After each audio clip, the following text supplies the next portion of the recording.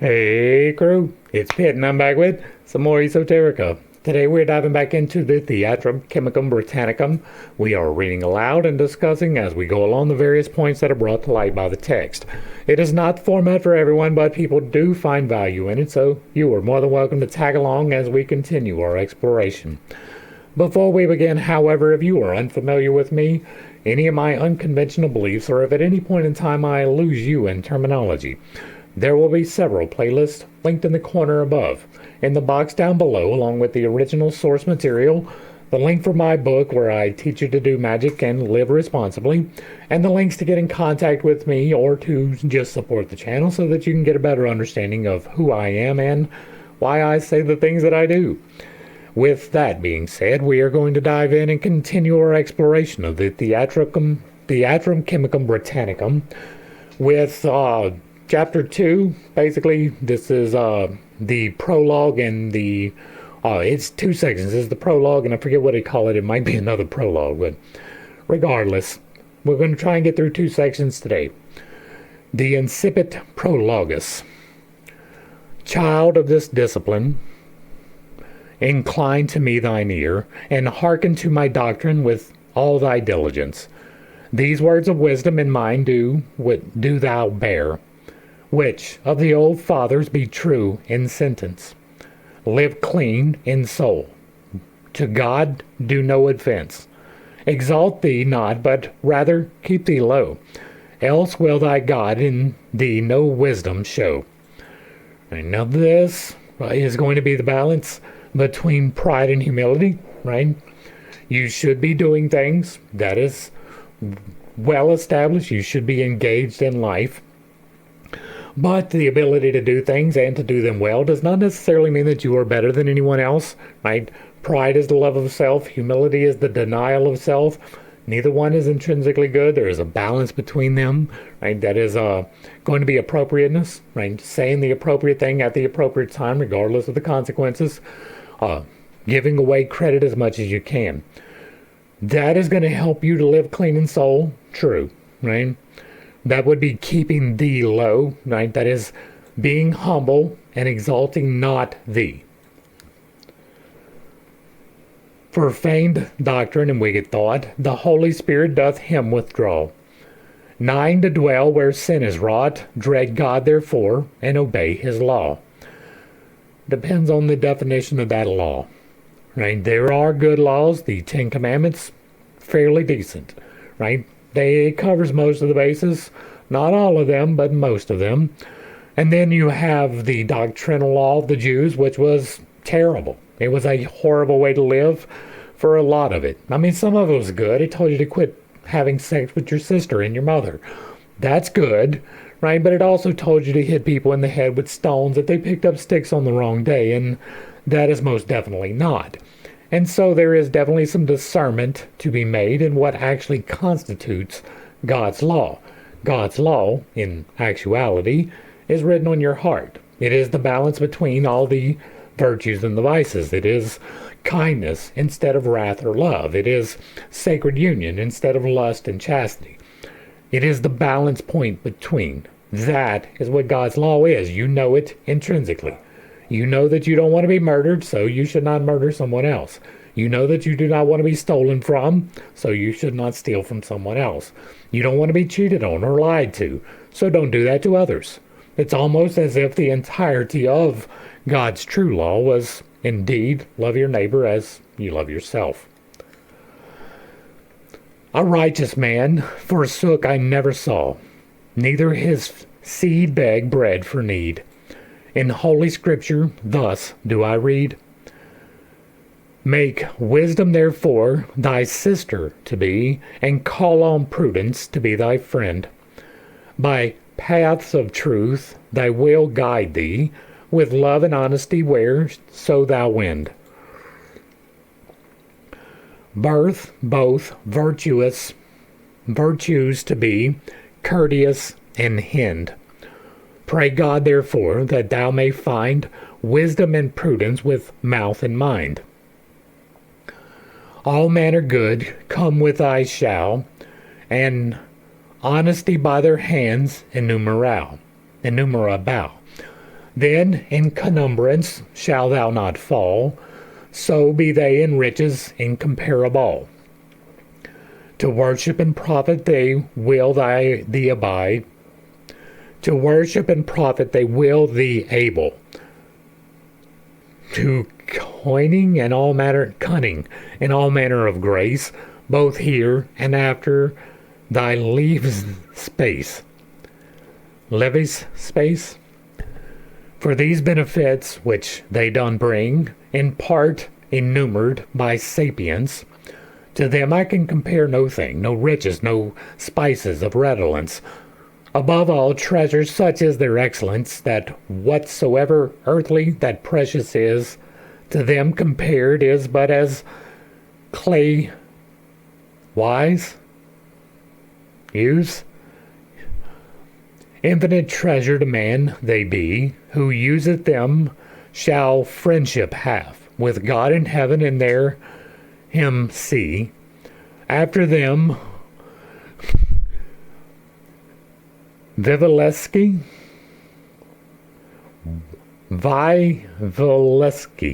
therefore thy crave, for body and soul both well they save.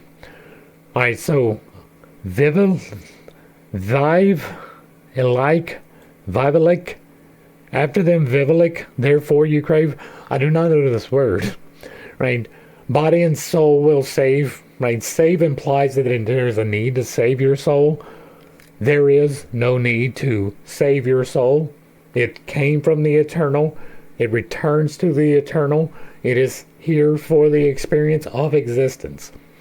That return to the eternal is instant. It is not, you go and burn in a lake of fire. There is no sound grounds for that concept. And so your soul doesn't need to be saved, right? Your body really doesn't either, but you can put it in disrepair, and in that case it would need to be saved, right? You need to exercise in order to keep it fit. And if you don't, then it gets a little bit flabby, right? Speaking from experience. And so in that case, you can save your body. There is no case of saving your soul, right? You can align yourself with God. You can align yourself with positivity, growth, and generation. Or you can align yourself with negativity, right?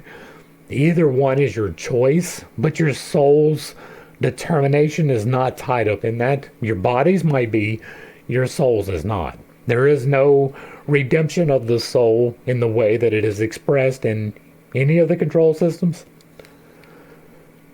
And herein goods doth multiply, and of four princes thy dignify.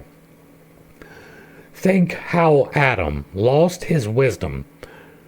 Did he? Did he lose his wisdom? Is that what Genesis says? Is that what Genesis says, that he lost his wisdom? Is that what is contained in that book? I would say absolutely not. I would say that instead of losing his wisdom, he gained the ability to have wisdom. That was what eating from the tree of the knowledge of good and evil gives you. The ability to have the wisdom to discern between good and evil.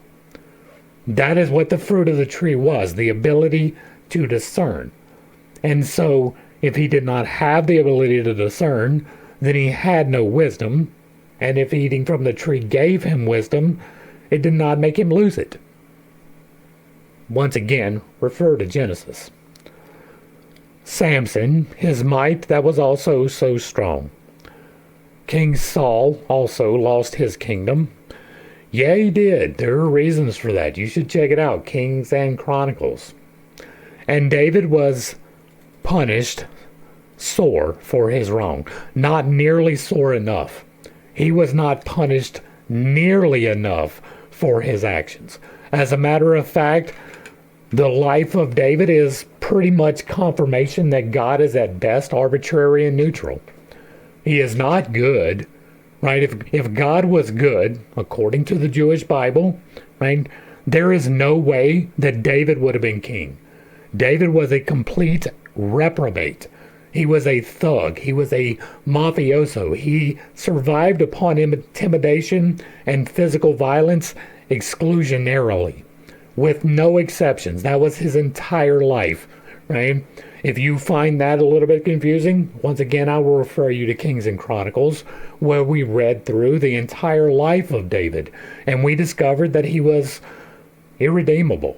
And not that he was irredeemable, but that he had no desire to be redeemed. He had no desire to align himself with the actual positive things of life whatsoever. He was a complete reprobate all the way up until his death. Yeah, his toes. I don't care. In the oak by the here, fair Absalom hung, King Ezekiel by sickness had punishment, sickness, and many one mo for sin was sent. But see how other that lived well, and to God did none offense, such chastisement did never feel. But God showed ever to them benevolence. Enoch and Eli were carried hence to paradise, and other good livers were of God rewarded in diverse manners. Some had great fortune, some had great cunning, some had great peace, some had great riches, some conquered lands to their wanting, some were exalted for their great meekness, some were saved for the cruelness of tyrants, lions, and hot furnaces, as Daniel and other in many places, and again, at best, ambivalent. Thus, to good livers God send great grace, and unto sinners sore punishment. Again, there is no, if you go back to Job, right? This is completely put to lie by the testimony of the book of Job. There were 3 perfect humans according to the Holy Writ, right? The Holy Bible in its completion, Old Testament and New. There were 3 perfect people. Enoch, who was perfect in his generations and was called to God. Jesus, who was the representative of God as the Logos. That is a complete misunderstanding, but that's what the book says. And Job. By God's own admission in the book, Job was the perfect man. He did everything exactly perfect, and yet he suffered sore punishment. The entire book of Job is put into the Old Testament to make this a lie. It is the example of it does not matter if you live a perfect life, the circumstances may affect you anyway. That is what the book of Job represents. He was a perfect man, one of 3 recorded in the entire book. And he suffered greatly. Not only did he suffer greatly, but another one of those perfect men suffered rather greatly as well. Was that punishment for their sins? Oh, no. One of them was taking responsibility for your sins, which is a ridiculous concept. Ridiculous concept. Some, to amend in this life, had space. Some, suddenly, with fire from heaven were brent. Sinful sodomites forever were sent, with Dathan and Abiram and other mo, which sank for sin to endless woe. If you believe that homosexuality was the sin of Sodom, you are wrong. You should check out the book of Genesis. Thus, ever sith the world was wrought, God hath rewarded both evil and good. Thus, if it may rest in thy thought, for sinful living will change thy mood.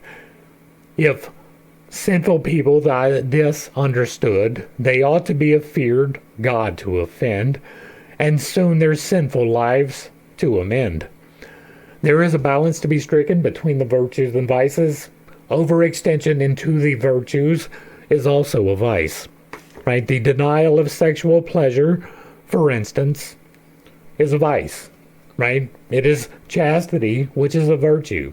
But if you overtake it, it is a vice. You are meant to have sexual union. That is why you have genitalia. You are meant to take credit for your work, but you are not meant to take credit for other people's work. You can, however, be a little bit false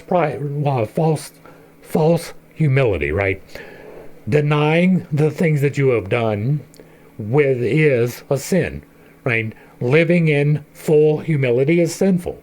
You are here to do things. You should take credit for the things you do. Denying yourself the credit for the things that you do is sinful. It is missing the mark. You are to take credit for good things, not for things other people do. You can do that with every one of the virtues and vices. There is a balance to be stricken between them. Overtaking of the virtues is a vice. So, therefore, with God, look, thou begin, that he by grace may dwell with thee. So shall thou best to wisdom win, and knowledge of our great privity. Nor if virtues and vices look thou flee, nourish virtues, and vices look thou flee, and trusting thou wilt thee well dispose, our secrets to thee I will disclose. And again, balance, right? Clinging to the virtues, which is what it tells you, right? Nourish the virtues. You should, right? Nourishing means giving the appropriate use thereof. Just like with pride, the overtaking of charity, giving away all that you own, that is a sin. That is a prideful sin, right? You are saying, I am better than you because I gave away all of my money. That makes me closer to God. Does it? Did God not create you mortal? Did God not create you to live your life? Part of living life is having things. Gluttony and denial, right? Gluttony is the overtaking of food. Denial is the denial of that. We have examples throughout history of people who have lived on both sides of that, right? We have Gnostic teachings that are eat what you want. The Epicureans, right? Eat anything you want. There is nothing wrong with it. And you have an example as well of the overtaking of denial. I only eat bread, therefore I am better than you. I only eat bread and water, I am better than you. I refuse to eat meat, I am better than you. That is pride, that is sinful. You have canines, that is to eat meat. You have the ability to digest sugars, you are meant to eat them. You denying yourself because you think it is holy is stupid. Literally. Like, there is no other way of looking at it. I mean, thinking that you are better because you maintain a diet is dumb. You're not. It's that simple. You are no more spiritually pure because you retain your semen. You are no more spiritually pure because you do not drink alcohol. You are no more spiritually pure because you do not... What's another one, right? We have love and wrath, which is kindness. We have lust and chastity. We have gluttony and temperance, greed and charity, pride and humility, sloth and diligence. Right? You are not better than anyone else if you spend your day in meditation. That is overtaking in sloth. You are accomplishing nothing of worth and value. Right? That is not to say that there is no value in meditation. There is absolutely value in meditation. But spending your entire day in that is overtaking. It is. I try to meditate daily, right? Generally speaking, it is between 20 and 40 minutes. That is how long it takes me to go through everything. All of the prayer, do the meditation, come out of the meditation and move the energies. 40 minutes is the outside limit. If you're doing more than that, you may need it, right? But you don't need more than an hour. You definitely don't need more than 2 hours. And if you are going longer than that, that is your pride. You are thinking that you are better because you are doing this. You're not actually accomplishing anything. There is a balance between the virtues and the vices, and if you are overtaking in either one of them, you are out of balance. Keep them secret, and for me pray. Look that you use them to God's pleasure. That is true, right? Do good with them, whatever thou may, for time thou shalt this life endure, that after thy ending thou may be sure, in heaven for to rewarded be, which God grant both to thee and me. Okay, this one's the preface, right? Okay, so Oh, what? Oh, high, incomprehensible, and glorious majesty, whose luminous beams obtendeth our speculation. One hode in substance, O trine hode in deity. See the video, The Divine and the Trinity Explained. Right? God is both one and three at the same time, not a human being. Of hierarchical jubilists, the gratulent glorification. O pity-woos, purifier of souls and pure perpetuation. O deviant for danger, O drawer most deboner. For thy invoice, valley of vanity, O our exalter. O power, O wisdom, O goodness inexplicable, support me, teach me, and be my governor, that never my living be to thee despicable, be it but that I equate me to thee as a true professor. At this beginning, good Lord, hear my prayer. Be nigh with grace for to enforce my will. Grant well that I may my intent fulfill. Most curious coffer and copyist of all treasure, thou art, for whom all goodness doth descend to man, and also to each creature. Thine handiwork therefore vouchsafe to defend, that we no time in living here misspend. With truth thou grantest our live load to win, that in no danger of sinfulness we ren, and for so much as we have for thy sake, renounce the world, our wills, and the fleshly lust, as thine own willful professors us take. Sith in thee only dependeth all our trust, we can no further to thee incline, we must. Thy secret treasures vouchsafe to make us, show us thy secrets, and to us be bounteous. Among other which be professed to thee, I me present as one, with humble submission, thy servant beseeching that I may be, and true, and levying according to my profession. In order canon regular of Bridlington, beseeching the Lord that thou wilt me spare, to thy true servants the secrets to declare. In the beginning, when thou made all of naught, a globous matter, and dark under confusion, by thee beginner marvelously was wrought, containing naturally all things without division, of which thou made and fix in 6 days dear distinction, as Genesis apart doth record. Then heaven and earth perfected were with thy word. All right, so once again, we are about to get into the logos, right? In the beginning, there was God, and God was infinite and without form, and the void.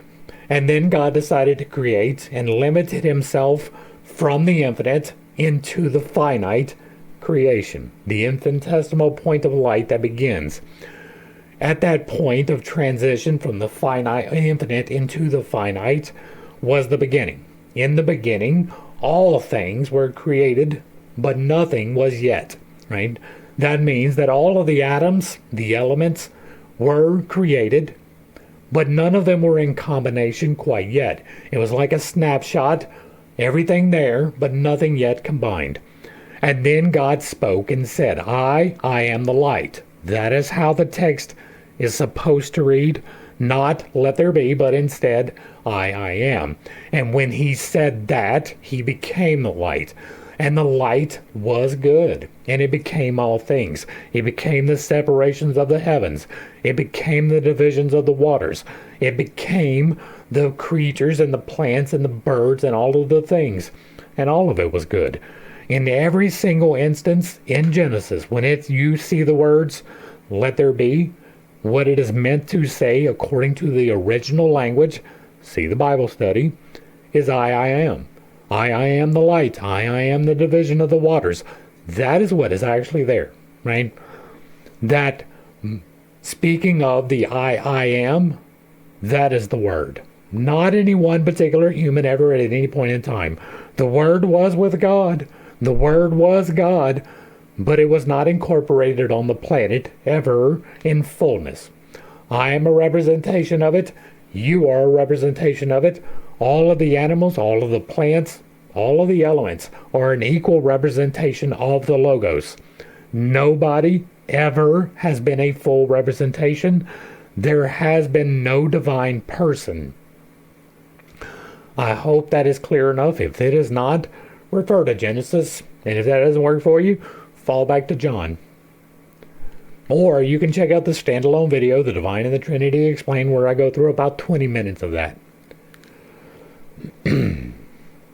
Alright, so Genesis does record something, but it is not necessarily accurate.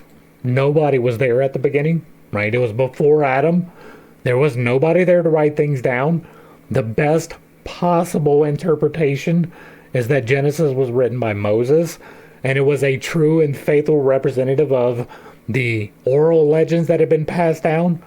But in actuality, there's no real reason to believe that Moses existed. There is no real good reason to believe that Moses wrote the first 5 books of the Bible. There is good reason to believe that it was created at the time of the second temple. Again, fall back to the Bible study. So thorough thy will and power out of one mace. Confused was made all things that being is. But in thy glory, afore as maker thou was, now is and shall be without end, I wise, and purified souls up to thy bliss shall come a principle, this may be one, for the declaring of our stone. So through will and power out of one mace, confused was made all things that being is. Right? The confusion is part of the process of incorporation. Right? You have a soul contract, something that you are here to do. You have many soul contracts. Some of them are with the divine. Right? You are here for this specific purpose. And then there are others with other people. Some of those are significant. Some of them are arbitrary, right? Sometimes you meet somebody for 5 minutes, you have a brief conversation, and they leave with an understanding that they didn't have before. Sometimes it is a more significant contribution. You are in discourse with somebody over a significant amount of time, and you come to a greater understanding because of that. The actions that people take reveal things about themselves, but it is also a reflection of you. The things that you see from them is part of you that needs correcting. All of the experience is so that you can grow and become better. Part of having the experience is those contracts. We agree to these things before we incorporate it into our temple. And now we need to not remember that, right? It does no good to have a lesson if you already know what the answer should be. And so when you are faced with a trial, it is something that you have spiritual amnesia about. It's something that you are no longer sure about on a soul level. You have to make decisions. That is part of the experience. And so thy will and power, yes. Confused, right? Will and power is making those decisions. I want to do this thing. I speak this thing aloud. I create this thing. Will and power. Confusion was the amnesia. You needed to have that so that you could fulfill the purpose of the experience without the understanding of the eternal. In thy glory, but afore as maker thou was, now is and shall be without end, I was. That is your soul.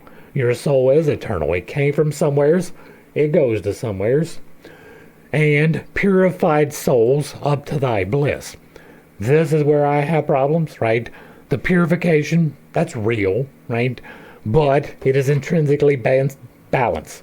It is not leaning into the virtues as is commonly misunderstood. And shall come a principle, this may be one, for the declaring of our stone. And I will remind you that this green dot in the middle represents the philosopher's stone, and your heart, the unification between the as above and the as below. For as one mace was made all thing, right so must height in our practice be. All our secrets in one image must spring. In philosophers' books, therefore, who lust to see, our stone is called the less world, 1 and 3. Magnesia, also of sulfur and mercury.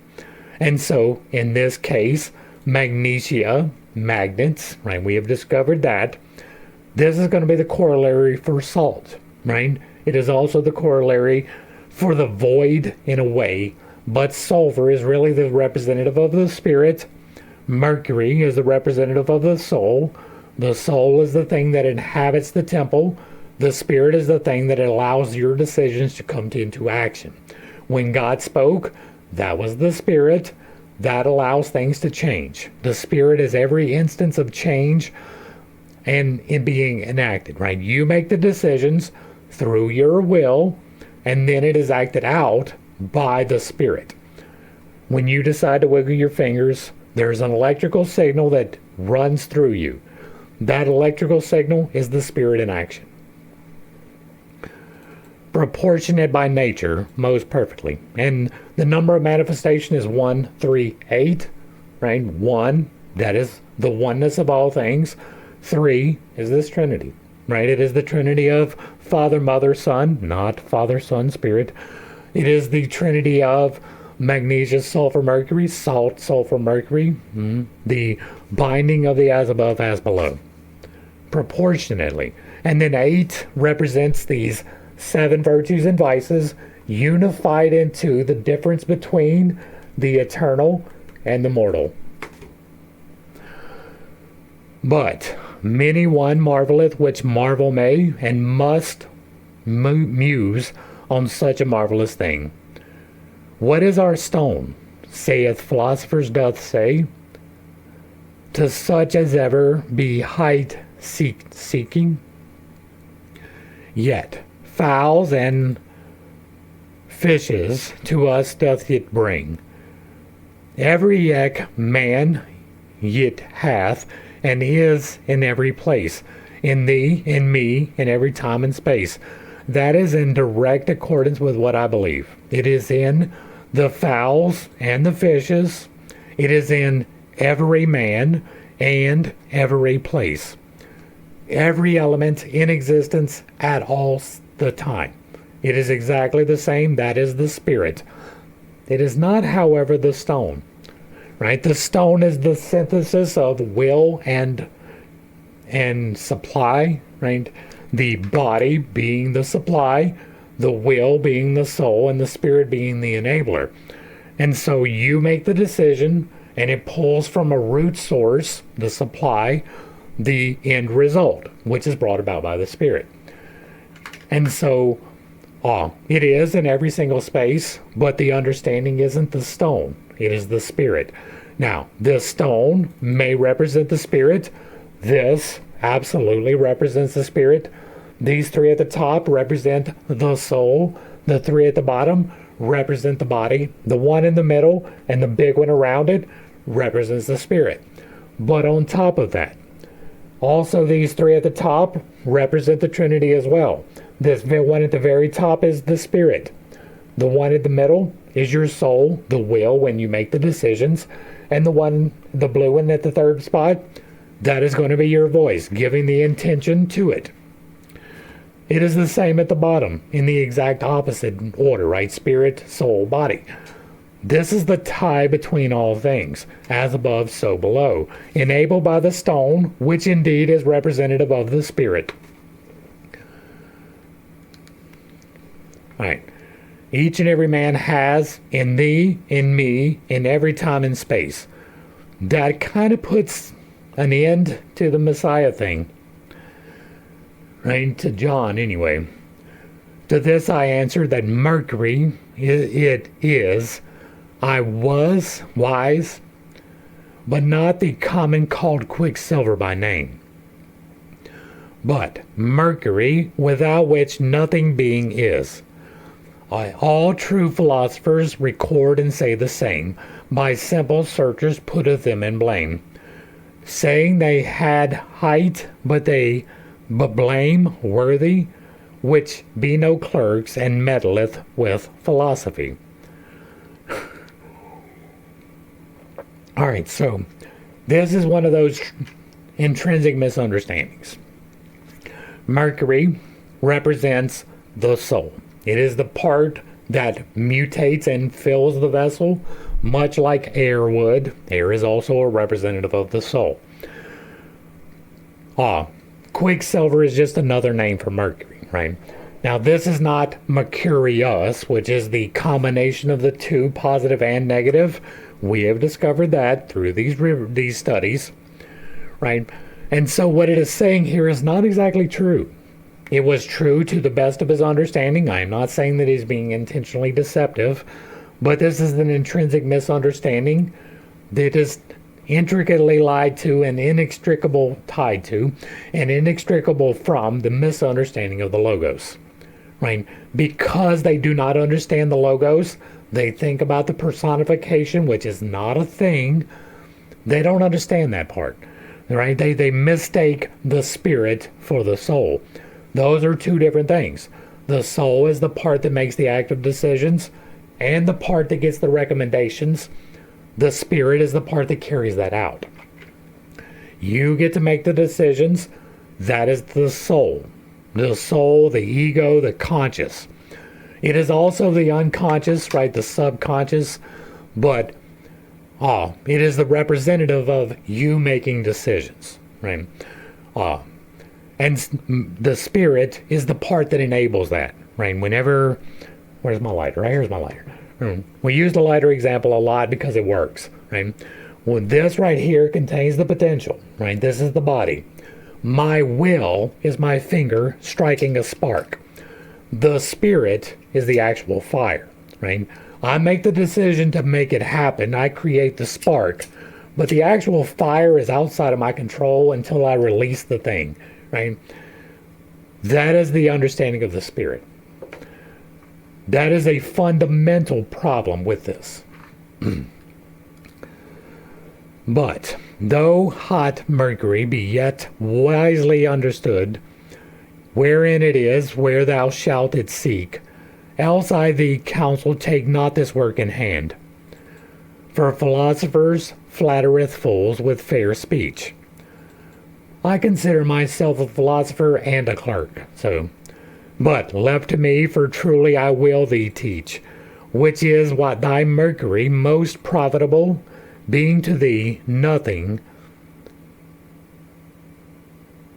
dissolvable. Wow, that is a wild spelling of dissolvable.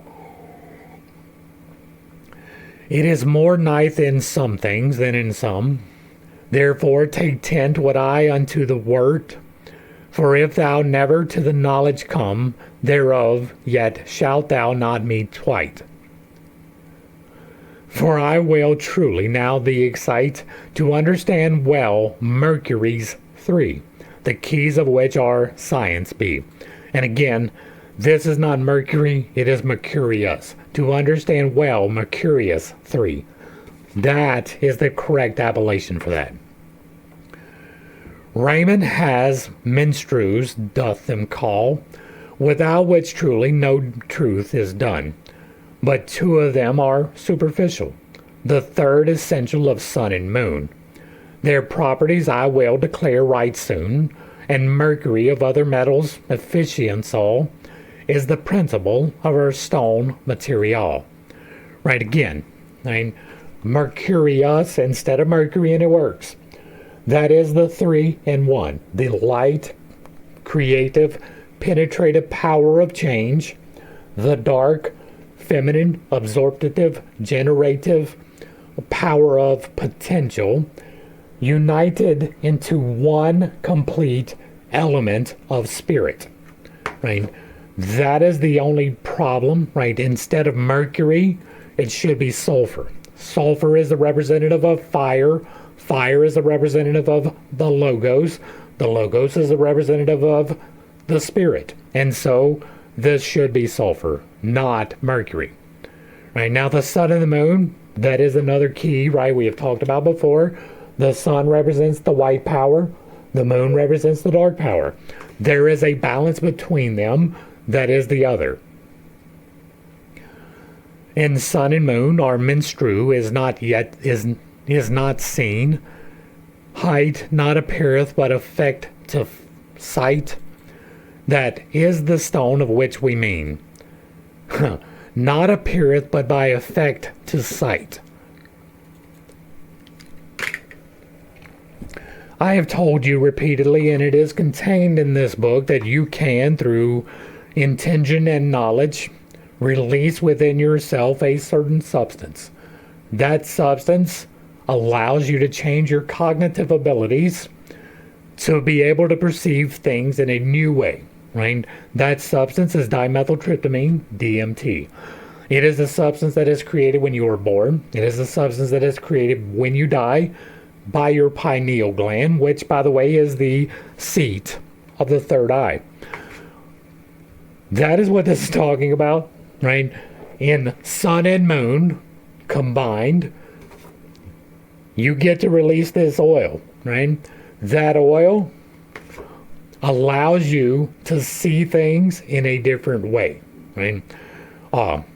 Appeareth but by effect to sight. That manifestation, for me at least, has been in the effect of mandalas, right? Now, what type of mandala, the number of lobes that are involved with it, depend entirely upon case, right? It depends entirely upon your particular situation and what you need to balance. And so it may appear as a single point mandala, or it may be an 8-point mandala, it may be a 16-point mandala. It all depends entirely upon what point in the process that you are in. But you do see things differently, right? If you have ever taken psychotropics, the flower of life has revealed itself to you. With a process that I describe, you are releasing that chemical naturally, and therefore you are able to control it. And you can take those mandalas and unlock reality. It not appeareth but by effect to sight. That is the stone of which we mean. Now, my understanding is the stone is the heart. You do come to an understanding of that through the third eye. Right? You move the energies up, you move the energies down. In the process of moving it up, you will find this spot. You will either release the oil or you will not. If you have not released the oil, you should spend some more time. Whoso are writing conceiveth aright. Height is a soul, a substance bright. Of sun and moon, a subtle influence, by which the earth receiveth resplendence. Height is a soul, a substance bright. This is, again, that misunderstanding of soul and spirit. For what is gold and silver, saith Avicen, but earth which is pure, white and red. And again, we have discovered through these studies, red actually means black, right? It is a misunderstanding again, right? Gold, silver, white, red. That is exactly what it is talking about. Take for that the said clearness, and then the earth will stand but little instead. The whole compound is called our lead. That is a good, right? Lead is the beginning point. The transformation is into gold. There is a process by which it happens.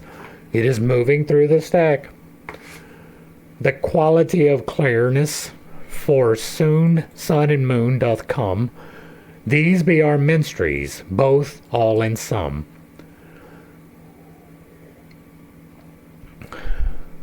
Bodies with the first we calcine naturally.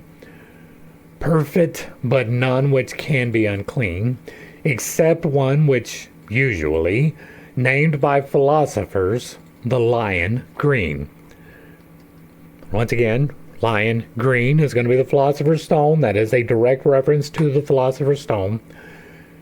He is the mean, the sun and moon between. almost as if there was a balance, so to speak, of joining tinctures with perfitines, as Geber thereto beareth witness. I'm going to assume that tinctures is the earth and perfectness, that is what that is, perfectness, is going to be the top. With a second, which is a humidity, vegetable reviving that earth was dead.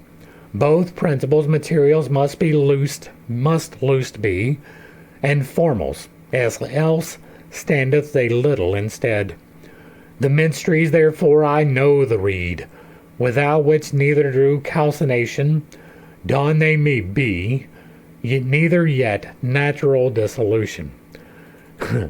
Calcination is the process of whitening, right? That is, bringing together the core virtues within yourself. Dissolution is going to be the process going down, by which you bring into yourself the vices. With the third humidity most permanent, incombustible and unctuous in his nature, Hermes tryst to ashes must be brent. Heat is our natural fire most sure, our mercury, our sulfur, or tincture pure. And again, mercury and sulfur are two different concepts. Our soul, our stone, born up with wind, and earth engendered, bear this in thy mind. Right? The stone is the binder between, that is between your soul and corporeality. And so, once again, we have the misunderstanding of what the soul is. This stone also, tell thee I dare, is the vapor of metals potential. How thou shalt get heat, thou must beware, for invisible is truly this menstrual. Invisible, you say.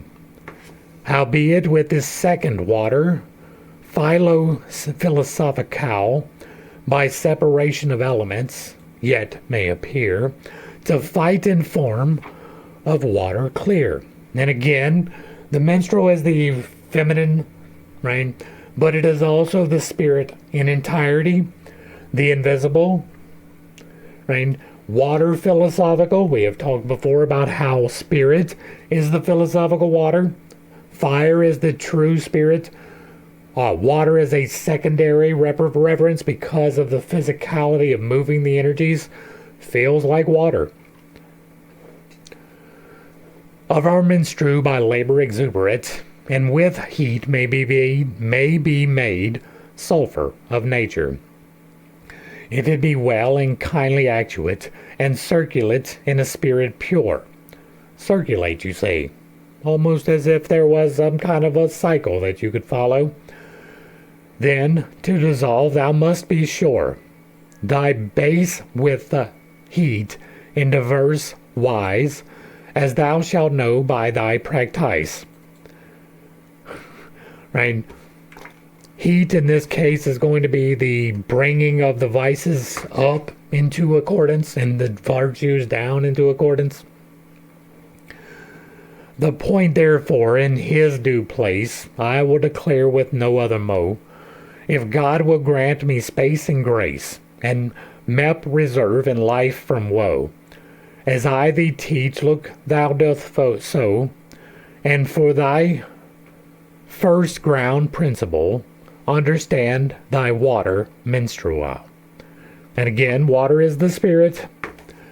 And when thou hast made true calcination, the bringing up, increfying and wafting moisture radical, till thy base by offer subtitulation well lightly flow as wax upon metal, then low heat with thy vegetable menstrual, till thou have oil thereof in color bright, then is your menstrual visible to sight. That would be the whitening. The oil is drawn out in color of gold, or like thereto out of our fine red lead, which Raymond said when he was old. This is the process down.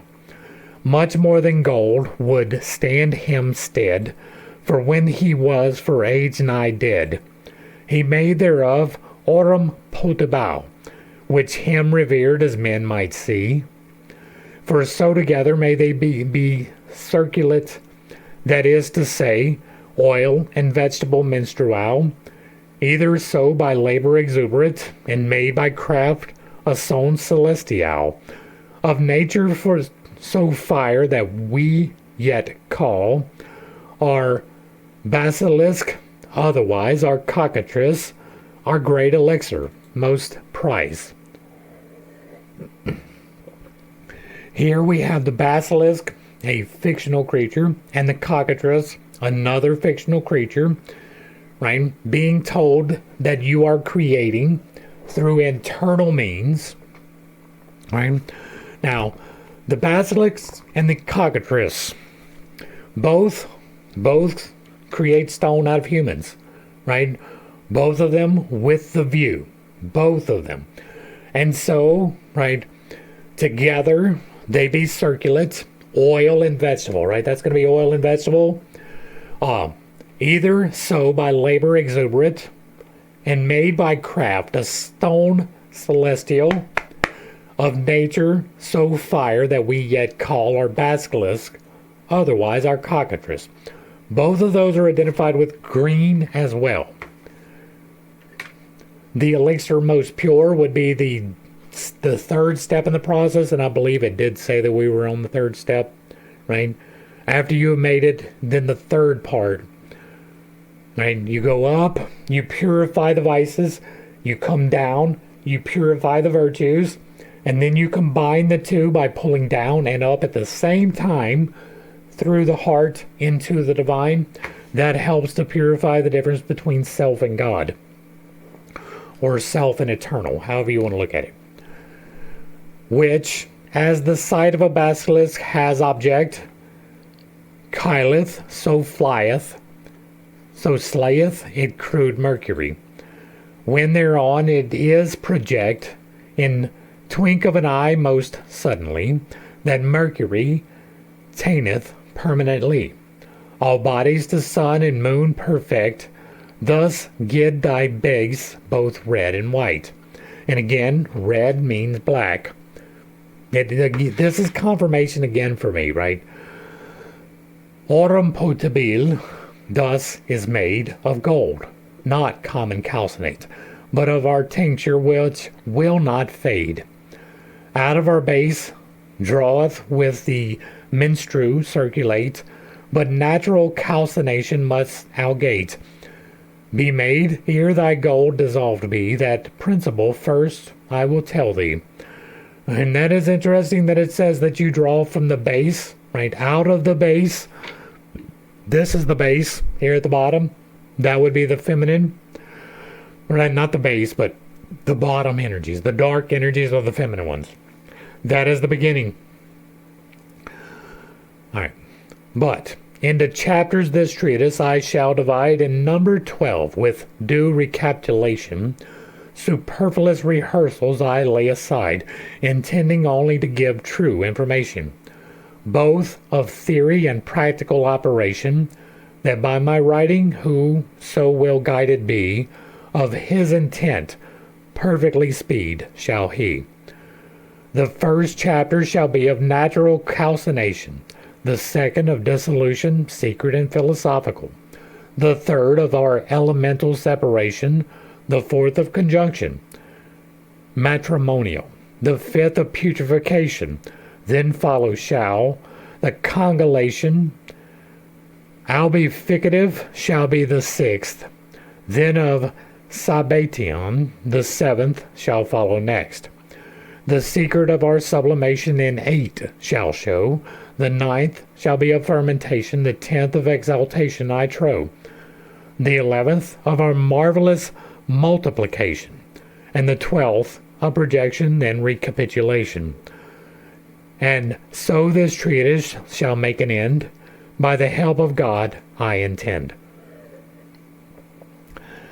Now, there are reasons why they use the number 12. I do not necessarily care for them. Many of these understandings could probably be combined. Fermentation and putrefaction are only divided very finely, right? Both of them involve a rotting process The only real outflow difference is one produces a spirit, fermentation, and one doesn't, putrefaction. But they both involve dissolving, right? They both involve the dissolution of things, which is another step. And so those three could probably be combined into one with a slightly different understanding of it. That would probably even work in the functions, right? And so for me, the process is 8, right? There are 8 steps: 7 up, the understanding; 7 down, the understanding; the combination thereof. That is going to lead to what you need, right? I hope, well, let's go ahead and do the wrap up.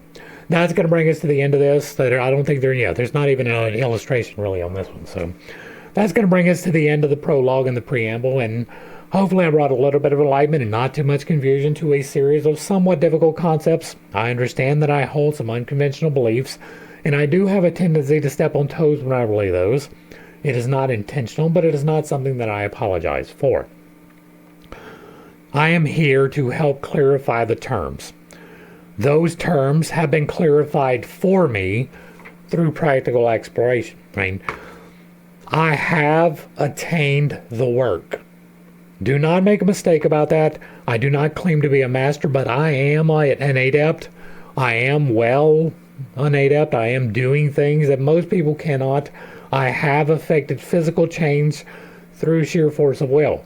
And so I do not speak about these things idly. I never speak about anything idly, especially if it is on the record, right? I may speculate.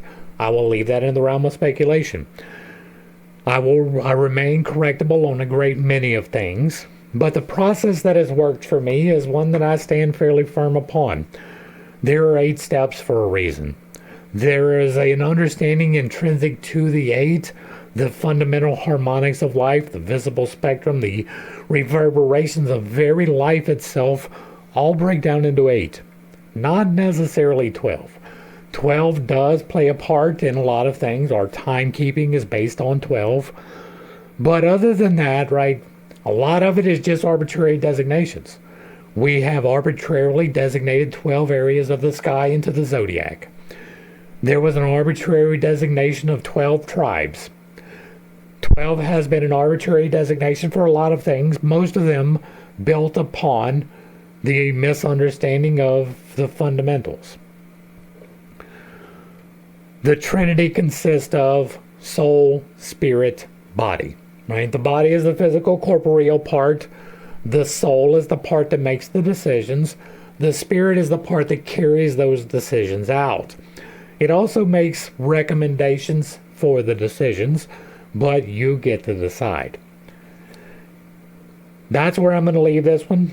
Hopefully, as we go farther along, there will be better clarification for the various concepts. We've already hit most of this in greater detail in other parts of this study and previous studies, and so I don't feel the need to expound upon this particular part too much today. There will almost certainly be more clarification the farther along we go. And so, if you like what I'm doing over here, let me know down below. Give me a like, a share, a follow, throw me a comment. Whether you agree or disagree with anything that was stated, put it in the box down below, and if it remains respectful, it gets to remain up. If you really like what I'm doing over here, hit me with that super thanks. Consider joining for a membership, picking up a copy of my book, or reaching out through the various links, either for a question, services, or just to support the channel. To the crew, thanks for hanging out. I appreciate every single minute that you are here with me, and I am praying for you every single day. Until next time, I love you. God loves you. You are perfect, whole, and complete just the way that you are. And this has been pittstake. Peace.